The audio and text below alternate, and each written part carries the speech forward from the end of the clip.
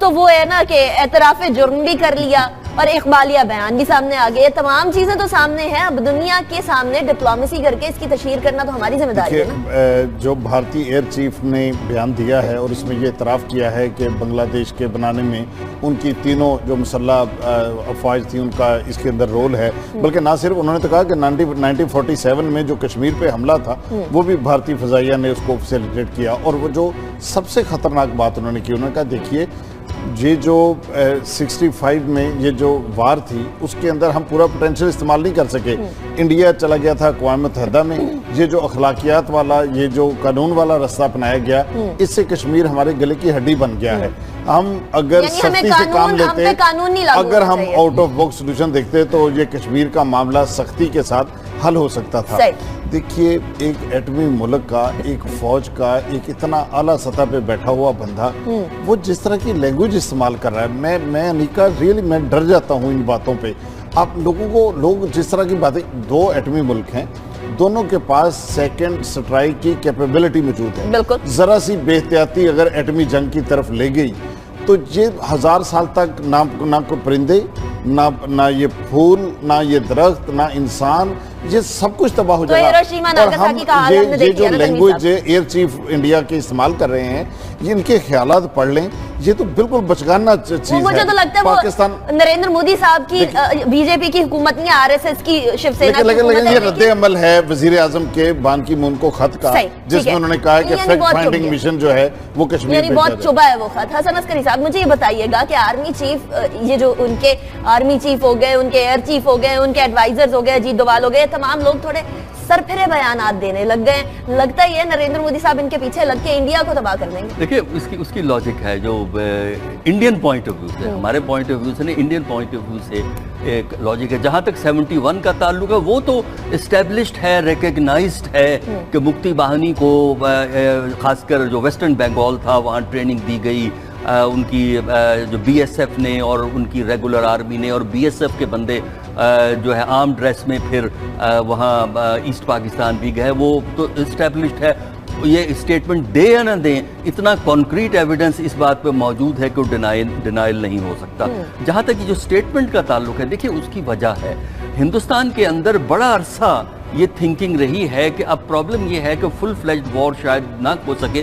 जिस तरह के अभी तनवीर साहब ने कहा कि दोनों पावर्स न्यूक्लियर पावर हैं और उस लेवल तक नहीं जाना चाहते, रेस्ट्रेंट का एलिमेंट दोनों की लीडरशिप में मौजूद है। लेकिन हिंदुस्तान के अंदर 2008 से एक तवील थिंकिंग हुई है मिलिट्री के अंदर और मिलिट्री के सिविलियन एक्सपर्ट्स के अंदर, क्या शॉर्ट ऑफ फुल वॉर हम पाकिस्तान को पनिश कर सकते हैं, ये है थिंकिंग। उसके अंदर लिमिटेड वॉर के कॉन्सेप्ट को एंटरटेन किया गया, लेकिन उसमें लिमिटेड वॉर में खतरा ये है कि जो आपके नजदीक लिमिटेड है, डॉक्ट्राइन जो है, हाँ मैं क्या करेंगे, फिर अब फाइनल जो आया उसके बाद लिमिटेड वॉर, फिर सर्जिकल एयर स्ट्राइक का कॉन्सेप्ट लाया गया कि इंडियन एयरफोर्स जो है वो कश्मीर में एक सर्जिकल एक्शन ले और फौरन वापस आए। इसका पाकिस्तान ने जवाब दिया कि कोई भी मूवमेंट जो है वो डिक्लेरेशन ऑफ वॉर आएगी। फिर ये कोल्ड स्टार्ट का कॉन्सेप्ट आया कि बजाय इसके कि टोटल मोबिलाइजेशन की जाए, कुछ यूनिट्स को मोबिलाइज करके पाकिस्तानी कुछ इलाके पे कब्जा करके फिर वो बारगेन किया जाए। इसके जवाब में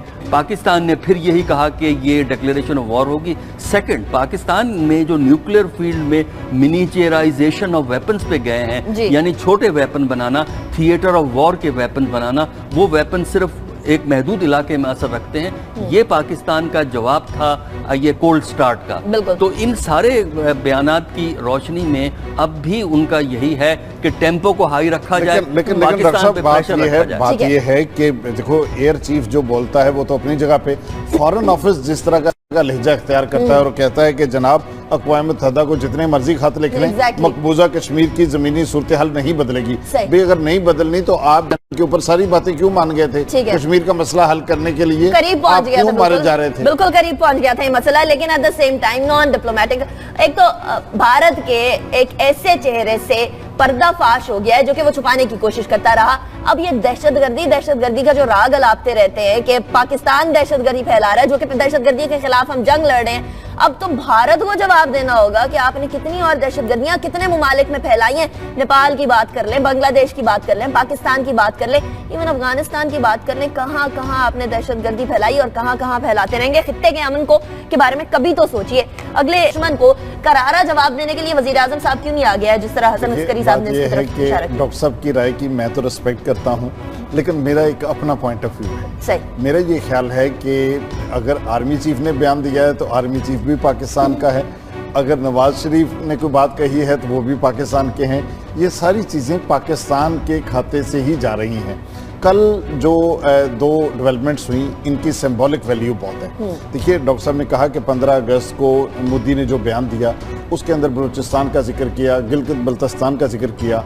वज़ीर आज़म बलूचिस्तान गए ग्वादर में और आर्मी चीफ बल्तिस्तान गए। वहाँ से उन्होंने जो पैगाम दिया वो बज़ाहिर तो तकरीर कर रहे थे हाजरीन के लिए, लेकिन उसमें अमेरिका के लिए भी मैसेज था, इंडिया के लिए भी मैसेज था, पाकिस्तान में जो उनके एजेंट बैठे उनके लिए भी मैसेज था।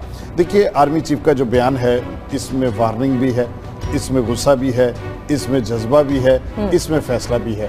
वो जो चौधरी शुजात साहब कहते हैं ना कि पाकिस्तान किसी की मासीदा बेड़ा नहीं हैगा कि उसमें CIA भी खुल कर खेलती रहे, उसमें मुसाद भी फिरती रहे, रा भी अपनी कार्रवाइयाँ करती रहे। क्लियर बहुत साफ अल्फाज में बता दिया गया है कि दुश्मन की चालों को हम समझ चुके हैं, रा का नेटवर्क हमारे इल्म में आ चुका है, हमने कार्रवाई की है, अब हम सहूलतकारों तक पहुंचेंगे। लेकिन पहले हमारे इल्म में तो था ना तनवीर शहजाद साहब, वो तो दुनिया के इल्म में लाए ना। अब हमें तो पहले ही पता था कि रॉ इन्वॉल्व है इन तमाम चीजों में। बात ये है कि उनको डू मोर के जो मैसेजेस आ रहे थे और ये जो अफगानिस्तान, अमेरिका और भारत का नया इत्तेहाद वजूद में आ रहा है, ये जो बलूचिस्तान में दाखिले की, आज़ाद कश्मीर और ऑटोटंग की बातें आ रही थी, पिछले कुछ अरसे से हमसाया मुल्क की तरफ से कुछ ऐसे बयान आ रहे थे जो बड़े तकलीफ दे थे, बड़े नामुनासिब थे। ये अवामी एतमाद को बहाल करने के लिए एक स्ट्रॉन्ग बयान की जरूरत थी, जो कल दिया गया है। इसका एक इम्पैक्ट होगा और एक अवामी सतह के ऊपर भी इसका है कि अपनी बका के लिए आखिरी हद तक जाएंगे और हमारी सर्वाइवल इंपॉर्टेंट है। बयान तो आए हैं, बिल्कुल सही है बात, लेकिन इस किस्म की जो लीडरशिप की असर्शन है वो बुनियादी तौर पे फॉरेन ऑफिस का काम है, प्राइम मिनिस्टर हाउस का काम है। जैसे मैंने कहा कि इब्तदाई statement prime minister of India की थी, तो उसके दो तरीके होते हैं, या तो प्राइम मिनिस्टर की बराह रास्त स्टेटमेंट आए जवाबन, या फिर दूसरा तरीका होता है प्राइम मिनिस्टर का आप नाम इस्तेमाल नहीं करते, आप कहते हैं प्राइम मिनिस्टर हाउस ये समझता है कि इस तरह नहीं होना चाहिए। देखिए, एक जो ज़रूरी बात समझना है कि वो इंडिया के अंदर इस वक्त इंडियन गवर्नमेंट एक अल्ट्रा नेशनलिज्म, एक्सट्रीम नेशनलिज्म को प्रमोट करती है, जिसमें कि हिंदू एक्सट्रीमिस्ट ग्रुप्स हैं, और अल्ट्रा नेशनलिज्म अगर हिंदुस्तान में प्रमोट होगा उसमें anti Pakistan sentiment integral part है, क्योंकि हिस्टोरिकल बैगेज इतना स्ट्रांग है, पाकिस्तान एलिमेंट है, तो उसके लिए लाजिम हो जाता है कि पाकिस्तान की तरफ से एक डिटरमिन्ड स्टेटमेंट हो, फौरी तौर पे हो।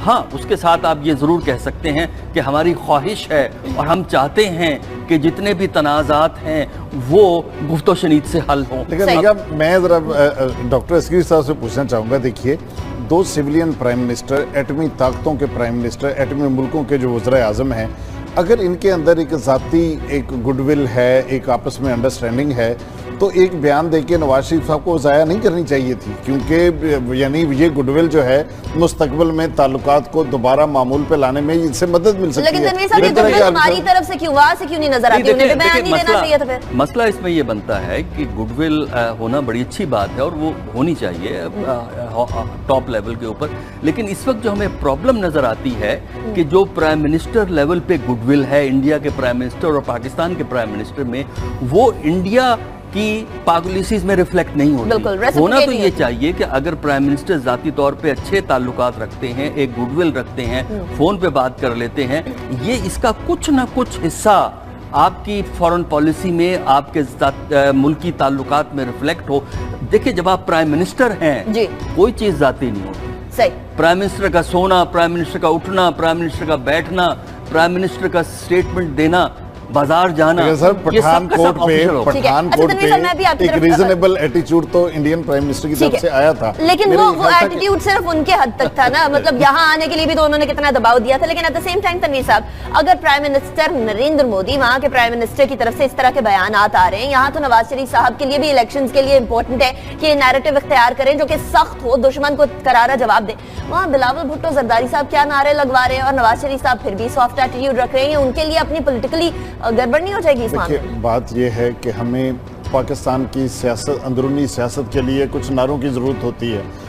मोदी को ज़रूरत है कि वो एंटी पाकिस्तान बात करे, चूँकि वहाँ की रायमा जो है वहाँ पे उसको सियासी फ़ायदा हो सकता है, वोट मिल सकते हैं। लेकिन जो स्टेट्समैन होते हैं, जो एटमी मुल्कों के सरबराह होते हैं, उनको अगली नस्लों का सोचना होता है, उनको लॉन्ग टर्म बेसिस पे पॉलिसियाँ बनानी होती हैं। ये जो ज़बान इस वक्त मोदी बोल रहा है या इंडिया का फॉरेन ऑफिस बोल रहा है, ये तो किसी बुनियाद पर उसको भी नहीं बोलनी चाहिए जिस तरह से वो उन्होंने कल स्टेटमेंट जारी किया है। ये प्रोफेशनल लैंग्वेज नहीं है। मैं डॉक्टर साहब से इस हद तक तो एग्री करता हूँ कि पाकिस्तान की हुकूमत जो है उसको ज़्यादा एग्रेसिव अप्रोच अख्तियार करनी चाहिए थी, लेकिन दोनों मुल्कों को एक रीजनेबल और एक बिल्कुल एक इत्तदाल वाले लहजा जो है, वो इत्तदाल वाला लहजा हमें पाकिस्तान की तरफ तो नजर आ रहा है, लेकिन भारत की तरफ हम लोगों को इत्तदाल तो क्या, हम लोगों को एक इंतहा पसंदी नजर आ रही है। और वो इंतहा पसंदी सिर्फ और सिर्फ उनके बयानात में नहीं, उनके अपने हालात में भी नजर आती है। और हालात की बात करें तो हम लोगों को 70s के हालात भी याद हैं, जहां हम कहते रहे कि मुफ्ती बानी को सपोर्ट करने वाला इंडिया है, और आज एतराफी बयानात आ रहे हैं। वहां नरेंद्र